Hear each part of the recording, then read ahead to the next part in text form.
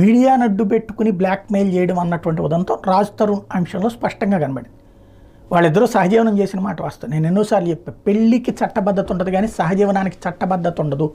ఒకవేళ సహజీవనంలో బిడ్డ పుడితే ఆ బిడ్డకి హక్కులు ఇచ్చింది కానీ కోర్టు వాళ్ళని పెళ్లి కిందన పరిగణించట్లేదు అన్నటువంటి కాన్సెప్ట్. ఇంకోటి, ఇక్కడ వీళ్ళిద్దరూ కలిసి ఉన్నారు. దాంట్లో ఇంతకుముందు అమ్మాయి డ్రగ్స్ కేసులో పట్టుబడ్డాకే రాజ్ తరుణ్ అమ్మాయిని వదిలేసినటువంటి పరిస్థితి, ఎవరి దోవన వాళ్ళు బతుకుతున్నారు. అయితే అంతకుముందు నెలకి డబ్బులు ఇచ్చేవాడు అనుకుంటా, వాళ్ళ ఉదంతం అంతా చూస్తే కనబడుతున్నది. డబ్బులు ఇవ్వడం మానేశాడు. ఎక్కడికి ఇస్తున్నాడంటే మాల్వి మల్హోత్రాకి ఇస్తున్నాడు అన్నది ఈ అమ్మాయి ఆరోపణ. అంటే ఇంకొక అమ్మాయిని లైన్లోకి లాగితే ఆ అమ్మాయి ఇతని మీద ప్రెషర్ తీసుకొచ్చి సచ్చినట్టు ఇతనికి ఇప్పిస్తుందనో, లేకపోతే వదిలేస్తే అప్పుడు సచ్చినట్టు తనతో ఉంటాడనినో ఆలోచించుకుందో తెలియదు. బట్ ఆ అమ్మాయి ఉదంతంలో ఎవరైతే మస్తాన్ సాయి అనేటువంటి వాడు డ్రగ్స్కి సంబంధించిన బాధితుడిగా ఇంతకుముందు పోలీసులు భావించారు. కానీ వాడే డ్రగ్ పెడలర్ అన్నటువంటి విషయం తేలింది. వాడి